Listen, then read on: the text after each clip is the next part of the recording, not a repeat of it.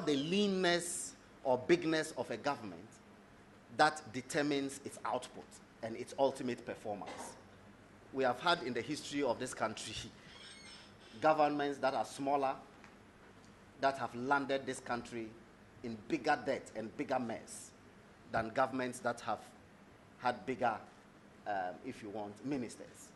For example, the Kufuor government, apart from this Akufo-Addo government, would have been the government that had the biggest number of ministers and deputy ministers. But everybody knows President Kufuor's record in this country. Everybody knows at the end of President Kufuor's government what we did for this nation. Those who came subsequently after that and created all the financial mess that we have on our hands, which we are still dealing with, had smaller governments. So I can purport to run a government with 10 ministers and still create an avenue for them to loot our nation, if that is what the Ghanaian people want. Or to have a government that is bigger than that, but which has people of integrity, of honesty, who are on the job and doing the things that ought to be done. It is not about leanness or bigness. It is about, at the end of the day, what will be the deliverables, what it is that we shall do. For example, I gave you the example of Adwoa Safo, who is being appointed or nominated as Minister for Procurement. Everybody knows over the years in this country that procurement has been the biggest source of fleecing our national coffers. So now you want to get somebody on that job who will protect the public purse and ensure that we have value for money procurement and end all this business of sole sourcing, which has no purpose. So you may want to pay a certain number of ministers to protect the bigger purse, or to appoint a smaller number of ministers and let them milk the national coffers.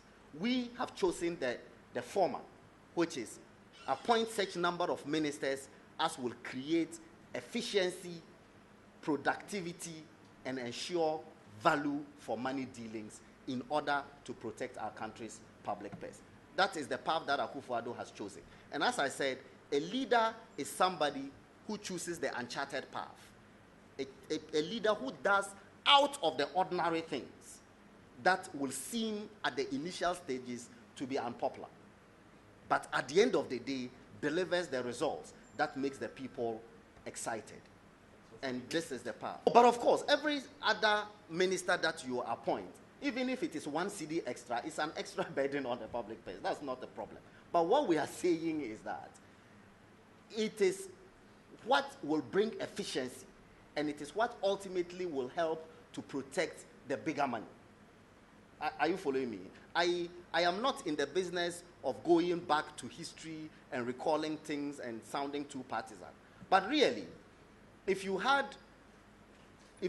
3 ministers of state at the Attorney General's department, okay, who will not pay 51 million cedis to somebody, versus 1 Attorney General who will recklessly sign off Ghana's money, which would you prefer?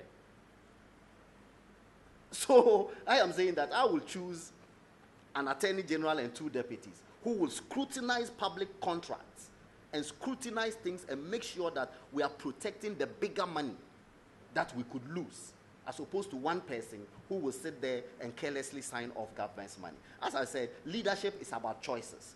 This is the path that President Akufo-Addo has chosen in order at the end of his term to be able to account to the people and say, this is how far the Lord has brought us.